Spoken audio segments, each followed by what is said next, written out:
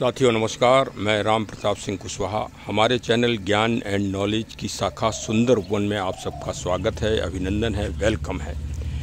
आज प्रकृति के एक पौधे से आप शिक्षा लीजिए। आज भारत के लोकसभा चुनाव 2024 का दूसरा चरण है। आज 26 अप्रैल है।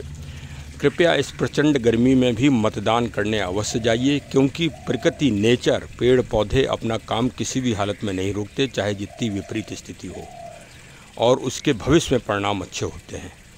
तो इस बात का ध्यान रखिए। आज ये अपील है और आज का विचार भी है, सुनिए अवश्य और मिलने वाले जुलने वालों को फॉरवर्ड कर दीजिए। शायद आपके प्रयास से एक मत बढ़ जाए, देश में लोकतंत्र की विजय हो।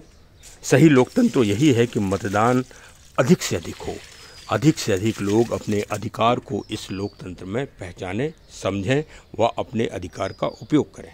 आज आपको हम लखनऊ में एक बेल के पेड़ के पास ले चल रहे हैं।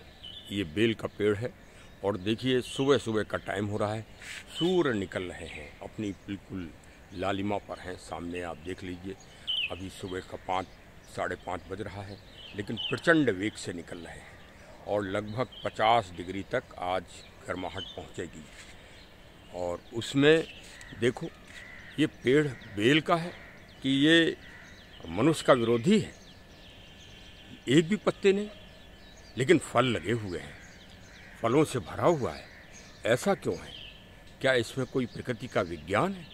क्या इसमें कोई विज्ञान छिपा हुआ है कि जब मानव को छाया के लिए पत्तों की आवश्यकता है, तब इसमें फल दिखाई दे रहे हैं कि अंधा, मतलब कम जिसको दिखाई पड़ रहा हो, वो भी इन फलों को देख ले?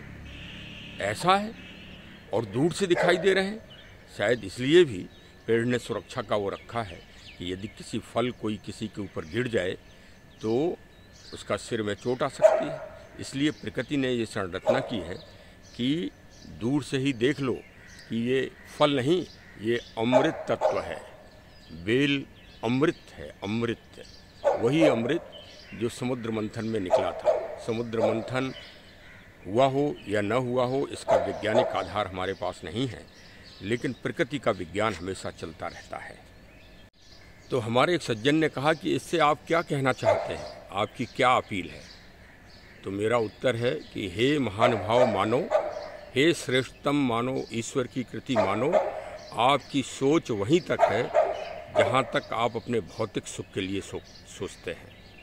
हाँ, ये बात सत्य है कि गर्मी है, भीषण प्रचंड गर्मी पड़ रही है, हमें पेड़ों में पत्तों की आवश्यकता है, लेकिन इसमें इस वृक्ष ने और इससे आगे की प्रक्रिया को सोच रखा है कि इस भूमि को ठंडा कैसे रखा जाए।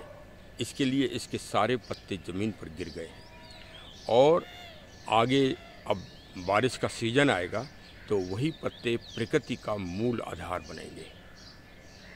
और मानो, आपको, हे महामानव आदमी, आपको छाया के लिए और आपके भौतिक सुख के लिए ये हमने बट वृक्ष पैदा किया है। ये बरगद का बनियान वृक्ष है और देखो, एक तरफ सूर्य चमक रहे हैं, आप सूर्य जी के दर्शन कर लीजिए, और दूसरी तरफ ये बट वृक्ष उसी तरह से लालिमा लिए हुए है और इसके बड़े बड़े पत्ते हैं जो एकदम अम्ब्रेला की तरह हो जाते हैं, जो आपको प्राकृतिक छाया देते हैं। अभी गर्मियों से बचाएंगे, फिर बारिश से बचाएंगे।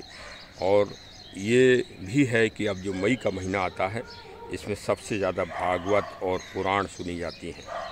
अब तो आधुनिक टेंटों में सुनी जा रही हैं, बड़े बड़े टेंट करोड़ों रुपए के लग रहे हैं, लेकिन पहले जब आपके पास साधन नहीं थे तो इसी बट वृक्ष के नीचे ही राम कथा सुनने का प्रावधान था, भागवत सुनने का प्रावधान था। बट और पाखर वृक्ष के नीचे, पीपल वृक्ष के नीचे नहीं। पीपल वृक्ष को डिस्टर्ब मत करो, उसको तो प्राणवायु ऑक्सीजन देने दो, और बेल के वृक्ष को भगवान शिव में अर्पित करते रहो, बेल के पत्तों को, जिससे प्रकृति का जीवन तंत्र बचा रहे। ये है महान ज्ञान, आपको आज दे दिया हमने।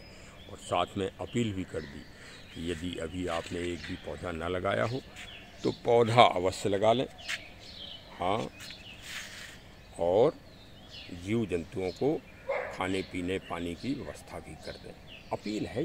आपको छाया के लिए ये देखिए पाखर, ऐसा सुंदर पौधा जो ब्रह्म तत्व से ओतप्रोत है, ये उपलब्ध कराया है। पीपल उपलब्ध कराया है। देखिए हमारी बगिया में ये चंपा के फूल आज ही खिल गए हैं, सुंदर हैं, सुहावने हैं। ये बेल में जो पत्ते नहीं हैं उसकी कमी को ये पूरा करेंगे। ये गर्मियों भर इनमें पत्ते और फूल भरे होंगे। इनका आप उपयोग करिए।